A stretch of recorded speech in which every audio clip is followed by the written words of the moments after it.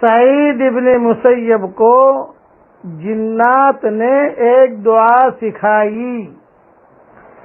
اب پوری تفصیل سنیے.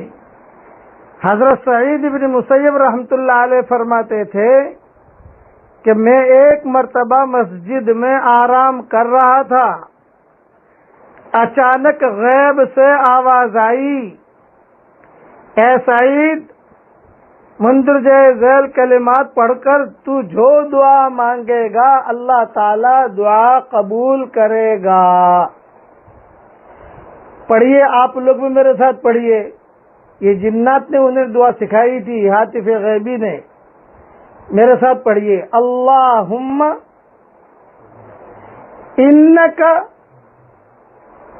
ملیک مقتدر ما تشاء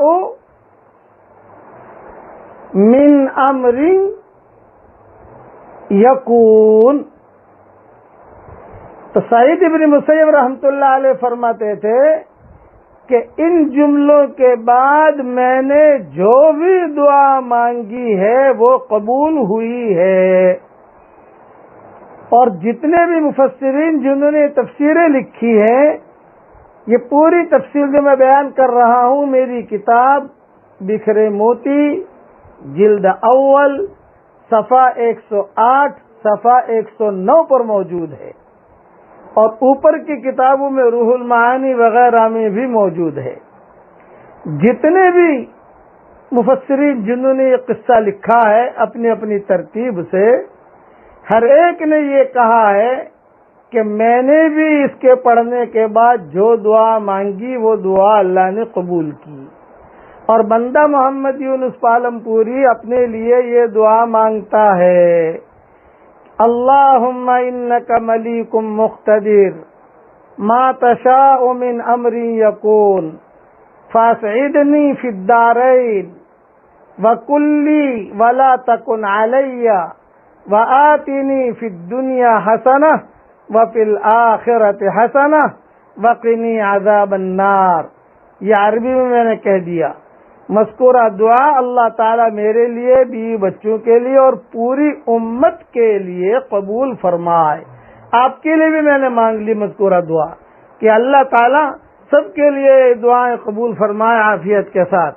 بس اسے آپ یاد کر لیجئے اور اسے محفوظ کر لیجئے. اللہ کئی دنوں سے میں یہ حدیث ڈھونڈ، اصل میں سعید ابن مسیب کے ساتھ بہت لمبے قصے ہوئے تھے. اس کے لیے سعید ابن مسیب نے مدینہ منورہ کے مرکز میں یہ باتیں کہی تھی، اور ان کے میں نے کئی مرتبہ بیان وہ قصے تفصیل سے بیان میں نے کر دیے ہیں. اور رات جو حسین بخش میں بیان ہوا اس میں بھی میں نے تفصیل سے کہا کہ مدینہ منورہ کا مرکز بڑے بڑے صحابہ نے کیوں چھوڑا تھا، وہ سن لیا جائے وہاں. اور سعید ابن مسیب نے کیا جملے کہے تھے وہ بھی وہاں سن لیے جائے. لمبا ہے، گزشتہ رات سے حسین بخش میں ہوا، لیکن یہ دعا میں نے بتائی، یہ دعا یاد کر لیجئے.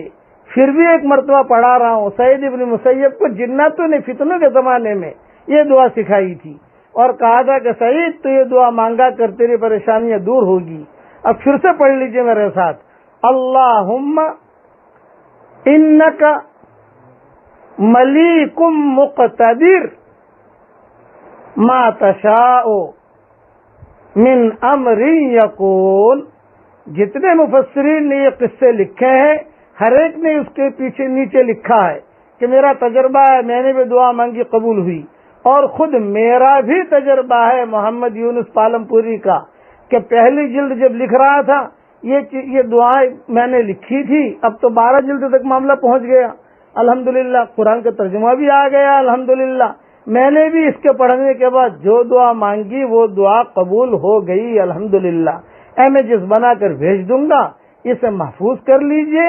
اور سارے اوپر کی کتابوں کے حوالے چاہیے. بکھرے موتی جلد اول صفحہ 108 صفحہ 109 پر دیکھ لیجئے. اللہ تعالی ہم سب کی پریشانیوں کو دور فرمائے. آمین آمین. وآخر دعوانا ان الحمدللہ رب العالمین.